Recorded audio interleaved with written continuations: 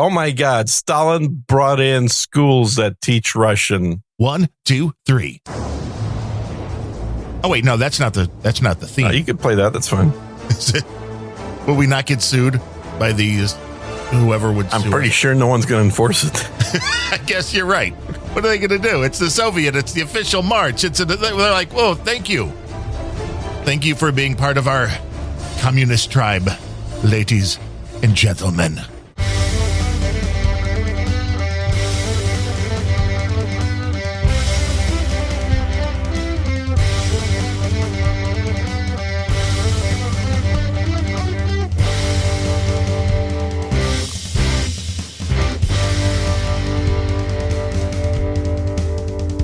Hello and welcome. This is episode number 79. They're adding up now, Gene. Yeah, it's like in dog years, we'd be dead. We'd be dead by now, which would, put us out of our misery. Mm-hmm. I'm Darren O'Neill. He's Gene Nivder. And how are you today, Darren? I am doing well. I've already been up on the bike. Nice. Getting the day going. I mean, yeah, you got to. It's the only way to get everything that you need to get in. Very good. I know. We had ants. I mean, I feel like John C. Dvorak. Ants. I know. They suck. You know, I have ants, and I've learned to just live with them. You're just like, I don't want to fight them. Well, here's the thing. Here in Texas, we have the fire ants. Yeah, those are no good. And when those little critters bite you, it feels like you stepped on a nail. Yeah. Or a pin. Nasty, not fun. So I have a bunch of fire ant killer. And then we have the normal size, non-fire version ants. They've been around, and I've eradicated those every time those have exploded. But then you have these little bitty ants. They're about a third the size of a normal ant. Yeah, that's what these are. They look like, if you don't really pay attention, it's like a grain of pepper almost. Uh-huh. And, I just thought they were kind of cute. So I left those critters alone. Haven't been trying to kill them.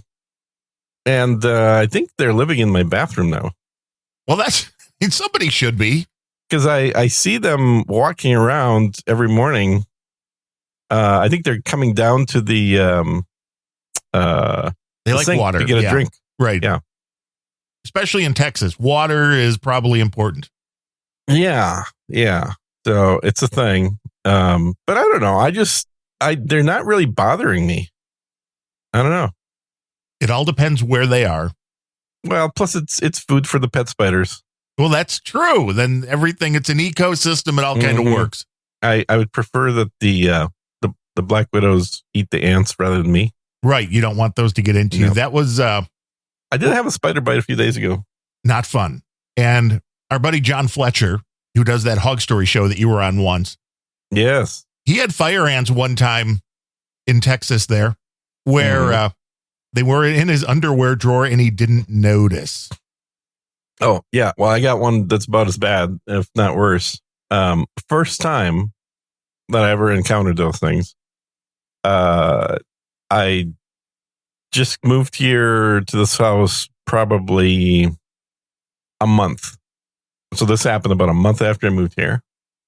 And it was evening. I was going to go sleep. Didn't bother turning the bedroom lights on.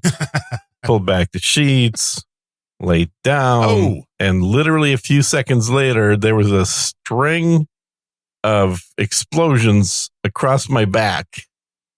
And I was like, oh, shit, what the hell was that? Felt like there's electricity running through my bed or something. Jumped up, flicked the lights on, looked at my bed, and saw a trail of ants going from diagonally across the bed from my head to my feet. And I was like, what the hell? What are these things? I mean, I theoretically knew about fire ants. I'd never experienced them firsthand. And at that point, I was like, how do I kill them? Because there's literally a string of them walking. I think they came in somewhere by the air conditioning, went through the bedroom and out to the kitchen. Well, yeah, they're small, so they can get in anywhere. Little bastards. And I was like, I don't know what to do. I'm like this. So I ended up sleeping upstairs and just gave up the first floor of the house for them. The ants win. Yeah. That night, the ants definitely won. And then at like 7 a.m., drove down to Home Depot, sat in the car until they opened. Got all the poison you bought about $150 worth of ant poison. Like never in again. fact, I might still have some from back then. And then drove back and read the instructions and bought a bunch of ant traps, put those down. And then didn't sleep downstairs for 3 more days until the poison finally provided a victory. And did you stop leaving a extra peanut butter and jelly in your bed just in case you get hungry later on? What's wrong with having a little extra PB&J just sitting there in the kitchen with no cover? Yeah. They will come. They will find it. Oh, yeah. They have a good sense of smell, apparently. But what I read and started doing that since that point is you have to take this fire ant killer, and it's a large container. It's probably like a gallon. And you have to encircle the house. You have to go around the entire perimeter of the house dribbling these pellets. And apparently what that does is it makes the ants find the pellets and go, we don't have to go any deeper. Yeah, we found some good stuff. Yeah, we found some yummy, tasty ant treats. We're going to start bringing these back home. Little do they realize they're poisonous. And that's how you keep the fire ants from inside your house. Now, they're still everywhere outside because this is Texas. Right. So, yeah. These little itty bitty ones. And the last time they were coming in from the back of the house into the kitchen. This time it seems they made their way from the front door because unfortunately, we've been moving things from the lower 2 levels of the house. It's a split level because we're getting the new carpet put in because we flooded. And so there was a bunch of boxes in the kitchen. So once all of a sudden there's tons of ants. We had to move the boxes all out of the kitchen, steam clean the hell out of everything. Got one of those little Bissell steam cleaner things, and then put the ant traps in the back by the kitchen and then put one by the front door. And sure enough, now there's the only one that has been hit was the one by the front door. And there's a bunch of dead little ants and nothing moving. So I'm guessing they brought that back to their hive and have now perished due to their greed. You're right. That's you put the little ant food right there and they're like, oh, this is good. We don't need to go further into the house. We found what we were looking for. Yeah, pretty much. And then the outside, the way that I'm controlling my ant population is with wasps. But how do the wasps deal with you is the question. Oh, they have no problems with me. They figured out that I'm actually a pro wasp kind of person. You're their guy? I'm their guy because all the neighbors keep hiring these, pest services to come and spray for wasps. And not me. I put out the newspapers for them to eat so they can build their houses right around my house. I believe in I'm kind of green. I'm really very pro Mother Earth. I just thought you weren't getting enough nutrition. I thought that was the skin tone green was. No, well, it's a couple of things that, and I'm part reptile. But other than those things, it's I like solving problems naturally. So the way you solve a lot of the pest problems is by having predators. So I have spiders, I have wasps, and they both consume other annoying animals. And then I come think of it, I don't think I've ever been bitten by a wasp in my entire life.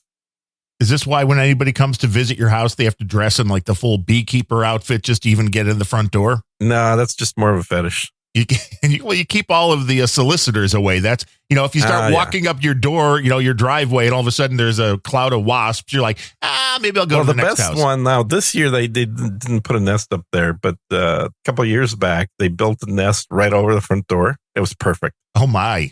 It kept all the solicitors away. They'd come up, they would even before they rang the bell, they would glance up and see a big wasp nest right over their heads, and then say, this job just is not paying off, and then leave.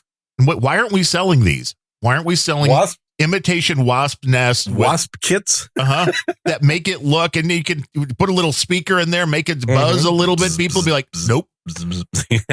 Not going to go up to that house. Nope. But, my house doesn't even need decoration for Halloween.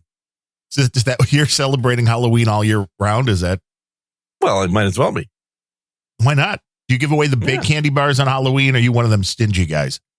Oh, no, I'm exactly what you want. I'm the self-serve guy. You just leave a big bowl out front. I put a bucket of candy outside and let the kids grab as much sugar as they want. And do you leave the big? We need more research into diabetes, so that's the best way to do it is to get more people. Do you leave the 100-pound snake by the candy just to see what happens to the smaller 120, children? Please. No, he's usually sleeping. I mean, he is an incredible sleeper. He just does not like waking up. If I really wanted to do something on Halloween, I would actually do a snake feeding right in front of the front door. Ooh. Yeah. The kids might like that. Have the cops show up. Yeah, because when a bunch of children there's real blood involved. Oh, well, and plus, when a bunch of children show up to your door and you're like, hey, kids, you want to see my snake? That's usually not going to end well, no matter what you're referring to. Yeah. Hold on. Let me open the van and get it. Right. It's that van in the driveway with no windows. No windows, just a panel van. Uh-huh. It's a white panel van. A lot of people drive those. What are you talking about? They do. There's a house by my mom's that has like 4 of them sitting in front. And I'm like, this is either a bunch of terrorists who are planning something or somebody with a business. I'm not really sure which. Because there's no company name on it. Or it's a safe house. Could be. Mm-hmm. I mean, if you should at least put a company name on the side just to make it seem like it's a legit thing. Would be my guess. But what do I know? Mm-hmm. I don't pay attention. Well, I've got one of those magnetic stick-on logos for the side. Yeah, that works. That way I can change them around as needed. Well, it's like your business card holder. It somehow fits 12 different business cards depending on which one you need to pull out. That's true. Nobody really knows if any of them are legitimate businesses, even if they all say totally legitimate business at the bottom. They do say that, so it must be true. Neptulia Publishing, totally legitimate publisher. So Sinead O'Connor died. Yeah, I saw that. Yeah. And I did a crazy woman. I played a song, and even people in the troll room, even after people die, they get very mean. They did not seem to like Sinead for some reason. Well, fucking Catholics would expect. See, I'm Catholic, and I don't mind Sinead O'Connor. I know, but you're not really Catholic. Well, I was for years. I mean, I may not be as practicing as much. And to be fair, the Pope that she tore up the picture of was probably one of the better popes. That's exactly right. It's I being not a Catholic at all, I will say that the current Pope seems to be woke. So I don't even how did the Catholics allow this? I don't know. It is supposedly speaks for God, so God must be woke. I don't know about that. It is the way to take anything if you want to take down a big group. The way to do it is from the inside. Mm-hmm. And this would certainly appear to be. Wasn't there already a Satan or something in there? I can't remember. But yeah, but I understood the more you kind of look into these things. It's like, well, it wasn't that, it was just using the Pope as the symbol of the church as the whole. And I respect that. That is being somebody that is an advocate, and not everybody that's an advocate is on the right side of things. But if you believe in something, I will applaud you trying to make things better. I will only if I agree with you. Well, I mean, I'll applaud the effort, but not going to necessarily agree. Yeah, I don't need to applaud the effort of somebody I don't agree with. You're like, you're an idiot. You believe Pretty with much. me. If you don't believe what I believe, you are not correct. That's exactly right, because my belief is not focused in belief. It's focused in science. Science? Believe the science? Yes. Now, if Fauci says it's true, must be true. But I mean, she was not a pop singer. She was not everybody's taste. But again, it's kind of... she had videos on MTV. I mean, doesn't mean she's not a pop singer. I guess. But that doesn't necessarily mean it was in the pop style. Her singing was not for everybody. It's kind of a Yoko Ono-ish thing. For some reason, people will have a very big reaction. Enya was like the safe singer of that time from that region. Who was? Enya. Enya, yes. Oh, well, that's the soaring No controversy. Uh-huh. Well, I love Just sail away. Irish female singers, soprano. I mean, Mhm. there have been a few that have gone through the Celtic Women group that just have beautiful voices, just pure voices. You don't need any of this vocal. You know why, don't you? Because the Irish can sing. Because it rains all the time. You got to develop those lungs so you can belt out things when you're a kid yelling at your parents to, I'll be home by 6. Very melodic. Yes, but in a very melodic way. Well, that's the way the Irish talk, you know. I know. Yeah. That was one of the greatest things, because not all Irish women are super attractive, but the voices, oh my God. Yeah. Okay. See, I was trying to be nice about this. I was trying to be nice. This is not a country of supermodels, but the accents, oh yeah, that's not. But there's an occasional hot redhead. Oh yeah. Mm-hmm. And when you find that Speaking with the of Irish crazy. accent, then you're all in. Yeah, well, the accent's nice. One of these years I need to go back to Ireland. It's been too long since I visited that country. The Emerald Isle. Yes. You'll have a nice grass-fed steak and a Guinness fresh from the ovens there. Yeah.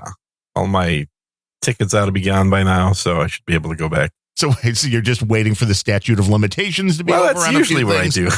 I do. Once your picture is no longer up at the customs area. Right. That's right. Or once the beard has changed enough where they won't recognize you. Mm-hmm. Or once you have a new diplomatic passport from another country. Mm-hmm. I was just listening to Those are getting harder to come by. Yeah. I was listening to McCartney's Back in the USSR right before we went live here. Yeah. And I mean, the lyrics are, the Ukraine girls really knock me out. Yeah, they did. They leave the West behind. The Moscow girls make me sing and shout. It's almost like those two areas were part of the same country. Almost. For about 700 years, yeah. Just pointing that out. Just double the length of this whole time this place has been a country, but you know. But I don't think Paul McCartney, who wrote that song, I don't think he wants to give Ukraine back to Russia. I don't know why. He doesn't want to give Ukraine back to the USSR. Right. Walked right into that. Uh-huh. Yeah, that's true. I watched something else. Oh, I know what it was. I was watching Piers Morgan, who is a twat, by the way. But he's an interesting twat. Mm-hmm.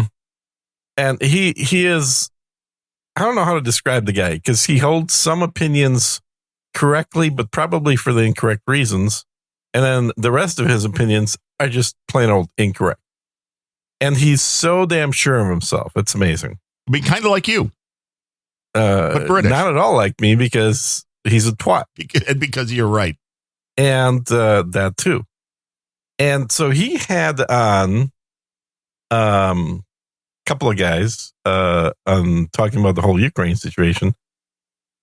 He had that kissing dude, the Ukrainian bought off asshole from the what is that British show? It's like it's a political British show, and they've got like they kind of started getting popular for some reason. I don't know. It's you've seen clips from it, I'm sure. But God, I forget his first name, but something kissing. I don't know. I don't consume much BBC. Trigonometry is the show. Never heard of it. Never heard of trigonometry? No, but I believe it exists now. It's one of like 2 British shows that have what we would probably used to have referred to as liberals, but now are referred to as conservatives. Meaning they're not really conservative by American standards; they're barely conservative, but they're conservative because the left has pushed things so far to the left that almost everyone's a fucking conservative at this point. Well, that is the Overton window concept. That is, yes, yeah, and then the other guest was Jackson Hinkle. I think that's how you pronounce his last name. And Jackson is that 20-something dude that used to live in California and now lives in Florida that just looks like he should be on TV. Like he's got an anchor type face, even though he's in his 20s. And Jackson is very staunchly pro-Putin. And so the 2 of them were on. And listening to that Kissen character just once again reinforced my idea, which I've unfortunately noticed from my own dad, that people that left the Soviet Union can't separate, they can't make any mental difference between Russia and the Soviet Union, a communist country. Like, to some of these people, and this is specifically the demographic of people that left that country. And like another example that is Lex Freeman. You've seen Lex's podcast, right? I've heard the name. I would probably recognize him if I saw him. He's probably the second most famous podcaster after Joe Rogan at this point. I don't watch a lot of podcasts or listen to them. I only have so much time to do them. But I'm bummed. Exactly. And so Lex fits in that category as well.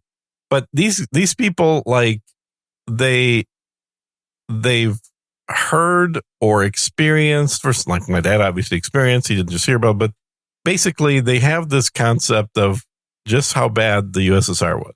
Right. And it was. Well, you lived it, so I can understand that. Yeah, exactly. And to them, no matter what happened afterwards, after they left, it's basically Russia bad. That there's no victory there to celebrate, to say that, yay, the Russian people got rid of communism. They've moved on from a idiotic political system to something that's better, which frankly it's capitalism without the big corporations that we have here. Like, we have oligopolies, frankly. They have oligarchs. So given the way that things are going right now, I'm really wondering whether oligopolies are better, and I don't think they are. But either way, you'd be hard pressed to say that Russia is any less capitalist than the U.S. I think in a lot of ways it's more capitalist at this point. Well, we talked about that in the last show. At least when it comes to their shopping malls, way more business than we have going on here. Plenty of business. Well, it's a more it's a more business friendly environment. Like, their tax rate on businesses, last time I checked anyway, was 9%. Is that why all of your businesses are headquartered in Moscow? Just the legitimate ones. Okay. Where are the illegitimate ones? Better countries? Mm-hmm. Third world? Like, there are countries that have negative tax rates. Yeah, well, see, that's where I want to be. That's where we need to LLC this company right here, Unrelenting. Is that what we need to do? I think so. Cool. Well, I'll see you in Guyana. Oh, do we actually have to go there, or can we just sign some papers? And it's the way to go. Anyway, so, like, there's this whole batch of them, and some of them are really old, which I understand. It's like, okay, old fart, not going to change his mind, whatever. But some of them are this younger generation that literally came that left, let's say, as children. And these same people, both Lex and this Kissen character, they were calling themselves Russians for their entire lives. Like, that was part of their whole shtick. And in the last year, all of a sudden, they're now calling themselves Ukrainian. Oh, interesting. And it's like, that was like Mila Kunis did the same thing. Oh, did she call herself Ukrainian now? Yeah. And she was always Russian until this came up. And then now, exactly. Yeah. I get it. Exactly. And she doesn't even speak Ukrainian, which is really funny. And neither do any of the rest of them. Neither does Lex, neither does Kissen. None of them speak Ukrainian. They only speak Russian. And barely at that. But they have this idea that anything that is associated with Russia and Russian people is bad. And it didn't start because of the whole special military operation. I think that it's more of a like they don't realistically, if you started saying, so you're Ukrainian, well, tell me something that you really like about Ukraine other than the girls.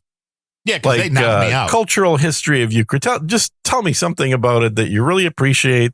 You're a big advocate of Ukraine and the Ukrainian culture versus Russian culture. Guaranteed 100%, none of them could do it. Well, because they were too tied in together. Because it's the same fucking country. They're tied in together. Exactly. Ukraine literally means by the border, it has always been Western Russia.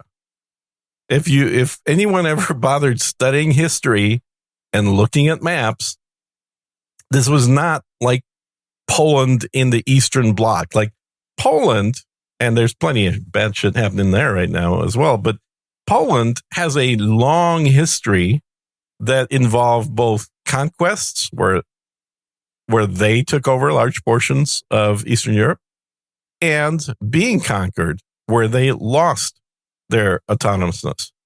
So, like, it's a real country with a real culture and a real differences between them and their neighbors, like the Germans, for example, and the Russians. Like, there's a big distinction there. Now, and in fact, Beret, unrelenting oligarch number 1, says they speak Russian because Stalin and others forced their ancestors to speak Russian, but never mind that. So, I mean, is this kind of like the slavery thing here, where you have to go back hundreds of years to be like, but way back then, like, well, what is that? Stalin, yes. Oh my God, Stalin brought in schools that teach Russian to standardize education across the whole country. What a horrible person. The thing that you got to keep in mind is that pre-Soviet revolution, there was no public education in Russia. Only people that were not necessarily titled, but essentially wealthy, were the only ones getting an education. The serfs, which is the population that existed previous to that, they did not get an official education, the state-sponsored education. So, yes, the evil communists, and evil they are, brought in standardized education, and that education across the entirety of the Soviet Union was in Russian. So, yes, they do. But again, that's like saying, well, back before the United States had a Department of Education, people in Louisiana, they spoke French, but then the U.S., when they bought the territory, came in and made everybody speak English and learn English. And now he says, it's the Gene Blows Stalin segment. My bad. Wow. This is kind of like Kevin Waldorf. What's the two guys from the Muppets that are heckling during this show? Nope. Yeah, I can't remember the other dude's name. No, that it's not like that because those guys were funny. Oh, damn. Up your game. No beret. Waldorf. Why do we know Waldorf but not the other guy? I don't really know Waldorf. I mean, you're halfway there. I don't know either of their names. It's the two old guys. Statler. See, Pfeiffer, the Reverend Dr. Pfeiffer knows Statler and Waldorf. Statler. Is that a real name? That doesn't seem like a real name. I mean, it was the name of the Statler brothers. That was a great country group, but that is. Oh, is that their last names? Waldorf and Statler? That's the last names of the guys? Maybe. I don't know. They never really explain if they have first names or last names. Yeah. Yeah. Well, I mean, I've never run into somebody named Statler. That's for sure. I guess I've never known a Waldorf either. Waldorf Astoria? I guess there is. But I didn't know that guy. He had nice hotels. I mean, there's that. Good hotel. Exactly. So, it's, the bottom line is that there is I think it's not a surprise, and I don't know why I thought it was a surprise. I guess I just thought people were more rational, but I'm generally wrong whenever nothing is rational. Give the benefit of the doubt to people. But there is a very subversive movement of expatriates out there for all countries. It doesn't matter what country people leave. There seems to be a latent resentment of that country that stays with them for a long time. And it's, I've seen it with plenty of other cultures. And I guess it shouldn't be any different in this case.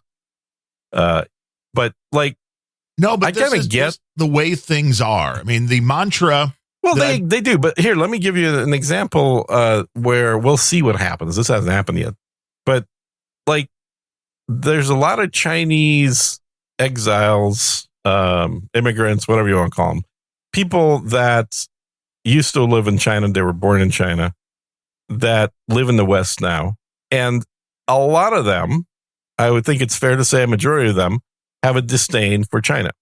They left. Cubans are the same way. Go down to Miami Cubans, and talk to the Cubans. Cubans, but there's one little difference. They love their country. I guess maybe this isn't the difference with Cubans, but they hate the. But anyway, so the Chinese left China. They hate China. Cubans left Cuba. They escaped Cuba. They hate Cuba.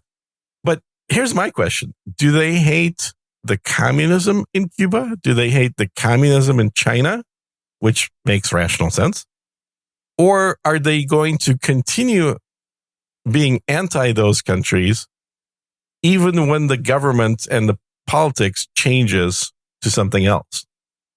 Because that's kind of what I'm seeing with the example with Russia, is that people that hated the Soviet Union for good reason, many of them continue to hate Russia for no good reason.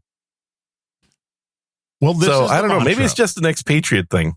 I mean, it may be, because if it was so bad when you left, although the people that leave Cuba, I would pretty much tell you, if the leadership changed there, they would go back. I mean, that is the problem. It's not. I can tell you why. That people that left Cuba, a lot of them had wealth in Cuba. There wasn't a horde of poor people leaving. It was mostly the rich that left, because they were the ones who were losing their businesses to the nationalized control that Fidel Castro brought in. So business owners, people that had made money in Cuba, all the rum companies, all the tobacco plantations and manufacturers, all these people left. Now, it's not to say it's only the fat cats, but most people that ended up leaving Cuba, they left because they were going to have a much worse life as a result of communism there than they had previously. Right. That would make sense, because now the people that are currently leaving Cuba and have been for the last 20 years is a tiny, tiny number. It is a very small number of people that are leaving there. And I think most of those, and you kind of have to be, frankly, are political refugees. Like, they're people that spent time in jail, or their family members spent time in jail, and they're worried that they're going to be next because they were trying to, do stuff against the government. And therefore they're genuine. Like, these are the people that ought to be let into the U.S., right? Because they're actually escaping real persecution, unlike the thousands that are crossing the Texas border right now, who are economic immigrants. They're no one's prosecuting them in the country they're coming from. Right. They're just can't make going money to the U.S. to make money, to be able to send money back home. Which anybody in that situation would do. It's economic. Well, it's happened for a long time from Mexico in general. It's just right now, the stats I'm seeing is it looks like there's fewer Mexicans crossing over than there are other Latin American countries. And not only that, but they've caught something like several thousand people from that are on the terrorist watch list. Oh, this has gone from up other parts of the world exponentially in the last couple of years. That what they've encountered at the southern border is out of control. When you realize that the number that they've run into, which is in the hundreds, you realize that how many then have gotten through. Mm-hmm. It's not, which I'm kind of surprised we haven't had more bad crap happen. We will. That's probably. Oh, it's very likely. I mean, it's statistically we will. But this is the issue, and I think it has been exacerbated with the internet, with social media. this has been my buddy Bill O'Reilly's mantra for probably about the last year or so when covering the Trump and Biden stuff, because the mainstream media covers them so completely differently. Unless your brain is completely gone, you can see this. But otherwise, rational people, because of all of this, have very ingrained viewpoints. And it's a cliche going way back, but O'Reilly has said, like every show, people believe what they want to believe. And this is, like you said, with your dad in Russia, with a lot of the stuff going on in the world, it doesn't even matter what kind of facts you can throw, because people no longer believe facts, because we know everything can be made up. You don't believe the source. No. So it's getting very hard to change people's minds. Yeah. Yeah. And I guess I don't care. Is what it comes down to. And that's, right. You just have to live your life the best you can do it. The energy at this point, because if somebody is unwilling to have conversations with rational arguments in them, if they're going to fall back on feelings, I got no time for you. I don't care if you're a relative. It's just, no, I'm not going down that path. I don't care what you feel like. Well, because you're not going to get anywhere. No, you're not going to get anywhere. And talking about feelings is a conversation about preferences. So you would prefer certain things. Okay, fine. There's not a conversation to be had. You just told me your opinion. My opinion happens to be different, but on top of having an opinion, I actually have the rational thoughts to back that up. How dare you have rational thoughts? Yeah. So whatever. Wait, Ryan Bemrose in the troll room says, I feel like Gene is wrong. You guys don't disagree about anything. Oh, yeah. Wait a minute. What is this now? We're not supposed to be disagreeing. I thought this was agreeing old Benz. Exactly. That's the concept for the show. Yeah, and the evil terrorists in Washington, D.C. are doing bad crap every day, but those aren't the bad people coming over the border causing the bad crap yet. We're talking about different bad crap. Yeah, we're talking about the bad crap that hasn't happened yet. I'm just saying that we have an open border that isn't strictly just being used by Mexicans, which is what the government's portraying.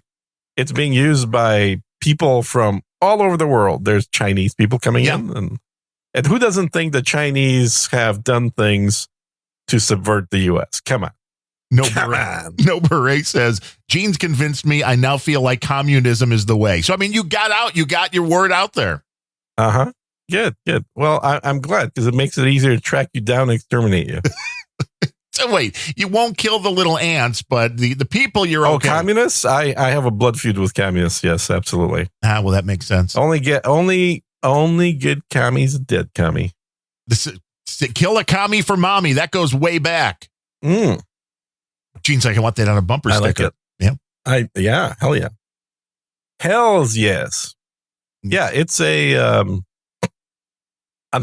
unfortunately that's likely to become the majority in this country. So I think we may, in our lifetime, since we plan on living to 170, still see the little banner you play for fun at the beginning of the show. Oh, may well become a much more often played piece of music in this country before too long. Well, because between the younger millennials and the Zoomers, there's an awful lot of people that think Karl Marx was right. Crumbling the country from the inside. This was not a incorrect plan when the Weather Underground wrote in the early 70s that to get the kind of change that they wanted, two of the biggest things: infiltrate the schools and infiltrate the media. Yep. Those two things cause such changes in a culture because you're getting the youth. And I know there was a quote from Hitler, and everybody loves the Hitler quotes. It's like, if I have your kids, I don't here we need go. you. We got to the point where we're bringing Hitler into you gotta quote Hitler if you want a good podcast. If you're a podcast on the No Agenda stream, I think you have to quote Hitler at least once or twice. Otherwise, they won't keep you on the stream. That's just the way it is. But when it comes to propaganda, Hitler and his boys kind of knew what they were doing. And once the kids have been sold, and this is what you're getting. I mean, this is, again, parents who give their kids their devices, whatever it is, at a young age and pay no attention to what their kids are being taught in school, and they pay no attention to what their kids are consuming. Yep. All of a sudden, they're like, their kids are 12, 15 years old going, hey, I love that communism. And you're like, what? But it's too late. Mm-hmm. It's too late because it's in there. It's like a fucking virus. Once it's in there, you're not going to eradicate it. You may not be able to eradicate it without eradicating the host, and that means you'd have to kill your kids, and a lot of people aren't willing to do that. Well, I don't know if you want to go that far. I mean, that's a bit of an extreme view, but... Well, see, yes, this is called speaking with hyperbole. Is that what it is? I think so. It was like our buddy Larry from That Larry Show and Rather Planet Rage. Speaking with the... Yeah, he got thrown off of X for saying that politicians should, have their heads on posts and be dragged through the streets. And I'm like, well, that's... Wait, I thought X was free speech platform. I guess not. I mean, to be fair, he was kicked off of Twitter right before it turned into X. So maybe X has gotten... But it was after the Elon era. That'd be pretty much the same. The problem with all this stuff is you can't call for politicians' heads to be on sticks. So if you actually want to say that, what you need to say is, if this keeps up, some people are going to put those politicians' heads on sticks. See, you're not inciting violence. Right, you're not saying they should. You're predicting that violence may happen if things don't change. Yes. It's a subtle difference, but it's one that the censors like. News just breaking here. Derek Chauvin, the police officer involved with the George Floyd case, is taking his appeal since Minnesota's top court denied to even hear his petition going to the United States Supreme Court. This should be interesting. Oh, boy. The summer of love coming up. This should be interesting. Imagine the Supreme Court overturning this one. Yeah, I think they're going to do the same thing the Minnesota Supreme Court did as well, and just say, you know what? Don't want to touch it. But someone's going to have to sacrifice Chauvin just to make things not get violent. I mean, I always figured he was going to suicide. He was going to be suicided. That was a guess. Mm-hmm. The fact that he's still alive, surprising. It is a little bit surprising. Mm-hmm. And I was always of the mind that this was something that would be overturned because the case was shoddy at best when it came to the facts. Mm-hmm. Yeah. It's very hard without a reasonable doubt, which is one of the things you have to be when it comes to a murder charge, to convict somebody when the toxicology reports say the guy ingested enough fentanyl to kill him. Yeah. Kill a horse. That's so. I mean, you can't, even if he did do it, that you add that into the mix, you're like, but that gives me reasonable doubt. I don't know. I guess reason is different for everybody else now. And that's because, again, they believe what they want to believe. Yeah, I think he's definitely guilty of manslaughter. Yeah, he was involved. Yeah, there were points in time where had he not done his actions, that maybe they would have called an ambulance sooner or something. Yes. It's like he's involved, but is he a murderer? Didn't look like it to me. And the other interesting thing, when it comes to a suspect that says, I can't breathe, well, you should take that seriously as a first responder, but I also understand that this could quickly become the thing that everybody does, makes you go through this song and dance. Like, I can't breathe. Well, it should be something everybody does, yeah. And the fact that he was saying that before they even got him on the ground. That was suspicious. Yes. But I also don't really understand. I mean, I haven't seen the videos for a long time now, but it seemed like they had him in the cop car before they put him on the ground. They did. What would make you take him out of the cop car? He was saying he couldn't breathe. He was complaining. Why would you take him out of the cop car if he can't breathe? I don't know. That makes no sense. I would agree. If you want to crack a window, but don't take him out of the cop car. It wasn't even a hot day. I mean, I can see And there was a lawsuit here in Texas a number of years back about somebody that was put in the back of a cop car for being black. And that does happen. It happens. And just kept there for half an hour and then let go. Like, that happens. That's wrong. Shouldn't happen. The guy won his lawsuit. But if somebody's sitting in the cop car and it's not 110 degrees and the windows are closed and the engine's not running, then leave them in the damn cop car. Yeah, I don't know if they figured they were trying to get him out in a better position. I don't know. Because it seemed like he was claustrophobic or something. But again, you're going to have to bring him in. So well, yeah, tough. Yeah, so whatever. Getting him out of the car to have to get him back in, unless you were calling a larger the back vehicle. Of a cop car is a mini jail. Yeah. So if somebody says I can't breathe in this mini jail, I mean, unless you want to bring a bigger jail to put him in right there, I wouldn't. It doesn't matter. Just leave him in there. But I can't even imagine.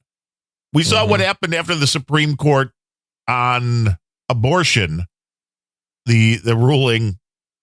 This would, I think you have riots again in the street. That's why I said the Supreme Court's not going to touch it. It's going to be interesting to watch. They're not going to, they have more important cases to deal with. And oh yeah, there's all those Trump indictments. I don't think the justices need to have protesters firebombing their homes. Well, and the fact that especially that with was the allowed, the fact that the Biden none of those administration people, not willing to provide any kind of safety to them. Yeah, the fact that the vehemence, the vigor in which they're going after people that were at the Capitol on January 6th, but have not arrested one person, they may have arrested, but they did not convict anybody that went to the Supreme Court justices' homes. No. Which is I don't think they've convicted anybody for the Summer of Love either. It's like you can't if we agree with your politics, we're going to let you do whatever the hell you want. And I will say this is where I think my stance differs somewhat from the conservatives out there. Is I believe in the Old Testament. I believe in an eye for an eye and a tooth for a tooth. And so, well, there has to be some kind of repercussion. If we're living in the banana republic, I wouldn't at all be surprised if there are some people on the conservative side that just decide to say, fuck it, we're going to use their tactics. Well, that's what people have been calling for a long time. It's like, well, if they're going to keep doing it, we may as well do the same thing. Well, but it's been a toothless warning. Well, that's because, they haven't had the, I'm not going to say guts because it doesn't take guts to be the cowards that the people on the left do that go and intimidate people and use violence as the way to do so. But I guess maybe they haven't been willing to get their hands dirty. And at some point, well, there's nothing wrong with violence if it's in defense of freedom. Yeah. Well, yeah. The tree, who said the tree of liberty is Jefferson. Fueled by the blood of patriots. Patriots and despots. Yeah. Yep. Basically saying that we just had a revolution, guys. Don't think this is the one and only you're going to have. You're going to need to refresh your government on a regular basis. Well, yeah, the government and the people are supposed to be able to have a say. And that's the one thing that seems to be getting further and further down the line. And we know that I'm sure there were some people that were disconnected from reality back in the 1700s, but overall, people were very concerned about politics. They were very concerned about what was going on with the people that were in charge of them, that were ruling them, that were in their government. Now everybody just wants to pretend that, well, not everybody, but there's a high percentage in the United States that basically just wants to pretend that the government doesn't exist. They don't want to know anything about it. They don't vote. They don't pay attention. Yeah. And they don't understand then how politics is related to the bill they have when they go to the grocery store, the bill that they have when they go and try to fill up with gas, if they even can, because soon it's going to be electric vehicles only. Or they're going to be like, wait, what is this all about? It's like, well, it's because you weren't paying attention. And it's pretty damn easy to ration that shit. It is insane. But people could do it remotely. They don't need to do it physically. It's like, oh, your house only gets electricity for 4 hours a day now. Yeah, it's the new thing because we have to conserve. Just watch California. California is the canary here. all of these programs are moving in that direction. Yeah. Everybody's like, oh, don't worry about the smart meters. No, you're just being paranoid. It's like, really? Are you not paying attention? Mm-hmm. And I know I've mentioned this before, but now that more and more vehicles are going electric, what comes out? Oh, you know what? The tires actually put off more bad stuff into the air than the gasoline engine. Mm-hmm. Like, this is never going to stop. This is not about the planet. It is about your freedoms and what you can do, being able to easily move around the country. Just think about it. If everything goes electric, you can't really drive anywhere near as far as you used to. You don't have the freedom that you used to. Mm-hmm. They keep pushing you in that direction of, oh, we're going to. The new thing is, well, you know, Gene, the government was making a lot of money on these taxes that were collected when people bought gasoline. And now, you know what the funny thing is? Now that the vehicles are electric, we're not collecting those taxes. I mean, you can still tax electricity, but no. We're going to start charging you by the mile you drive. If you drive too much, it's like, well, wait, this is not freedom. Oh, we're going to keep charging you. Oh, you want to drive inside of a city like LA or New York or Chicago? Well, no, either they're not going to let you do it at all, or they're going to charge you a fee to drive in. And it's like, you know, this is not, there've already been some cases where courts have overturned these things because it's absolutely insane to be like, well, no, you want to drive into downtown New York, that's going to be $20. It's like, you can't do that. But this is where they want to go with it. They want to, this concept of, what do they call it? The 15-minute cities, where you should be able to walk to pretty much anything that you want. It's like, I don't know. I'm nowhere near that where we live. Well, I feel like I'm just sitting here listening to random thoughts. Well, it's a great show. I didn't do one this week. Maybe I should just cut this up. It's kind of sounds like you're anxious to and put this out I'll there. do one in the middle of this podcast. Yeah, no, I'm all for it. I mean, if I was disagreeing with any of this shit, I'd say something. But honestly, let your soliloquy roll on, because wait, are we starting to agree too much too? This is not a good thing for the show. What's going on? I don't know. I know, right? You're absolutely wrong. Oh man, I don't know about what, but you are. You're absolutely wrong. Yeah. No Beret says taxation is theft. This is also true. So, according to the AI, you do a bunch of shows, like Grumpy Old Ben's Planet Rage, No Agenda, and Random Thoughts. Oh, I wish I did No Agenda. I'm waiting for that opening. Well, I'd love to see Unrelenting be listed, which it's not. How did you manage to pull that off? Where? On the AI summary of Who is Darren O'Neill. Really? It doesn't show up yet? How does There's no Unrelenting here. I don't understand. It's on everything that Grumpy I do. Old Ben's Planet Rage, No Agenda, and Random Thoughts. Wait, and the AI thinks I'm on No Agenda? Is it predicting this? Is this? These are the number of shows that you host. Clearly, you're on No Agenda like a half hour, an hour before it starts every time. Wow. I need to get cut in on that No Agenda sweet donation money. You were. I didn't know. Did I take over for Dvorak? When is this happening? Is this You've a done prediction? a total of 641 episodes. Really? If No Agenda? No, in total. Interesting. Of podcasts. Interesting. Which AI is this? O'Neill's podcasts are known for their honesty. Oh, please. Really? Wait, which AI is this? I'm liking this. I'm going to get O'Neill's into this. podcasts are known for their honesty, openness, and truthfulness. This is exactly what we are known for. Also produced and covered art for No Agenda and ABS and Six Pack. Abs in a Six Pack. That's I was on that show. I don't think I ever did art for him, but maybe O'Neill I did is currently once. hosting the Man Cave Confidential podcast with FJ Shark. Wow, that was way before any of these shows. Yeah. It was a so short there run. you go. Once again, I get screwed. That was a short run, but interesting. I still have that domain, I think, which I thought was a decent name, but I guess that's a good domain.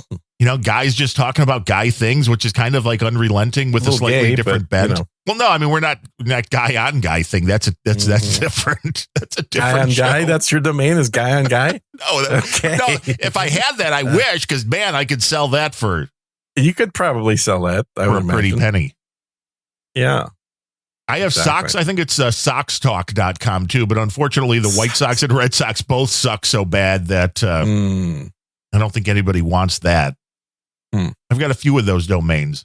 out there, but I don't know. There's also a guy named Darren O'Neill that has a podcast on Australian bicycles. That is not me. Although you have an Australian bicycle, didn't you? I used or don't to. you? I got rid of it.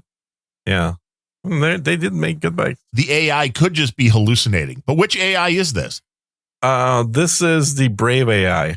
Oh, interesting. Yeah, I use the Brave AI. That's my go-to. But it had all of... See, it's very interesting because the Man Cave Confidential show ended like 7 years ago or so. That was right before currently Random hosting. Thoughts. Yeah. So we see the AIs are It not says Darren always O'Neill's correct. Chicago-based web designer and developer has hosted several podcasts like Grumpy Old Ben's, Planet Rage, No Agenda, and Random Thoughts. Total of 641 episodes covering topics such as Record Store Day. Well, see, this is also true. I've covered Record Store Day, yeah. The Biden administration's lefty mentality, Susan Rice jumping ship, Tucker Carlson being fired at Fox, and more. Mm-hmm. See, I'm known for the honesty, openness, and truthfulness, unlike Gene and Ryan. That's you guys are the opposite side of the coin, so that's why it works so well. Mm-hmm. Does it? If you put in your name, does it say Russian apologist? No, my name's not on the internet. Oh, so you paid the your name's your name's not on the internet. Yes, I paid lots of money to have it removed. That's a long title, but it could be a great show title. My name's not on the internet. It's like, sure, just like Dvorak doesn't get any spam. Well, if he doesn't check his email, how does he know if he gets spam? I guess it's like if a tree falls in the forest and nobody hears it. Ryan Bemrose, known for his podcast Angry Tech News, shoveling independence. What about independence? Yeah, I guess she's shoveling it. I don't know. I don't understand. Ryan Bemrose is on 936 episodes. 936? Whoa, he's got more than me? Yeah, he does. How'd you do that, Bemrose? He's a host of Grumpy Old Ben's, guest on Bowl After Bowl and Hog Story, and program director on No Agenda. Stream. If you don't put the stream part in. This says No Agenda, program director. Wow, that is a hell of a... Yeah, they've gave him a big old... They should get a raise with that. The host on Grumpy Old Ben's podcast, program director, and dude named Ben for the No Agenda stream. I mean, that is definitely an upgrade in pay there. If you go from the guy that's producing the No Agenda stream to the guy producing No Agenda. Of course, if now when they're looking for somebody to put behind bars for the No Agenda show, it's not going to be the talent. It's going to be the producer. Well, I'm sure the producer is the first to get thrown overboard. Yeah. So you better watch out, Bemrose. Because he's this is super worried about losing his job, I'm sure. The Justice Department's like, no, we just looked at Bing, so that we're going to arrest you based on what Bing AI said. Okay, so I did mine here, and you are the author of Podcast Strategies: How to Podcast 21 Questions Answered. It's amazing. That's what I come up for podcasting. Is my book on podcasting? Yeah, published in 2013. The best book on podcasting you could have bought a decade ago. Now, probably not literally. So useful. Probably not. But it was a book on how to podcast, which is it's what I'm in. It's clearly my expertise. Well, I don't know. People say you don't sound good, so that would be a problem. People need to check their ears. Step 1, buy a microphone. Step 2. So I am thinking of moving the Motu to the Mac before the next show. Ooh, that might be an interesting thing. Yeah, I would think that would be fairly painless, but yeah, I think so. It would give my Mac something to do for one. Well, yeah, and it's got the horsepower. Mostly, yeah. This M2 mostly does nothing. It's like, I got all this horsepower. I'm ready to rock and roll. Mm-hmm. And you're like, because you don't even play games on there. What do you do on the M2? On the Mac? Yeah. Surf the web. That's a little overkill, A little bit. But I mean, those web. And now I got to be worried about the M3. And then what am I going to do with that? With the M2 or with the M3 that you'll get, it won't have anything to do with it. Exactly. I mean, I thought you would have had a stack of video cards just waiting to go out the door. You don't upgrade those. I know. Enough. What's that? Yeah. So you text me, is like, hey, what kind of video cards you got that you can send me? Yeah, you got any old video cards? And you're like, nothing new. I'm like, damn. Yeah, and you're like, well, I want some old stuff like a 3090 or something. Right. So you got any of those? Like, I need a few. A few of those I can put in, run some stable diffusion locally. Yeah, exactly. That's what I need. Yeah, well, take your podcast earnings and go forth and spend. Got to convert. Actually, before you do that, don't forget to send me my cut, which you always seem to forget. I'm supposed to send you money. I got to do that this weekend. Yeah. Because we did have one of our listeners for Planet Rage and Grumpy Old Ben, those other two shows I do, sent in a show number donation for both. So that was $288 for Grumpy Old Ben's and $88, I think, for Planet Rage. But obviously no $79 for Unrelenting. So I guess Brian Janak from the wonderful state of Wisconsin maybe doesn't listen to this show, or he thinks that, you're bad. I mean, now, to be fair, our buddy Comic Strip Blogger pointed out that your node is once again not working. So all donations being sent. Really? Yeah. All donations being sent via the Satoshis. Half of those will only go through, and that will be my half. So if you want to feel like you're supporting Gene, but not, you can send in some big Just send them in. Yeah. Yeah, right. Be like, Gene, I sent you. What do you mean you didn't get them? Like, I don't know. It's this crazy. Given that I actually pay like $20 a month for that stupid node, and I have a free thing, loses me money. Yeah, constantly. I probably should get that free one. The Albi one is nice. It just works. And I really need to separate those, because that is the only downside, is when I'm getting boosts, and I love getting the boosts, but I get them for 5 different the last shows. donation I got was on July 28th.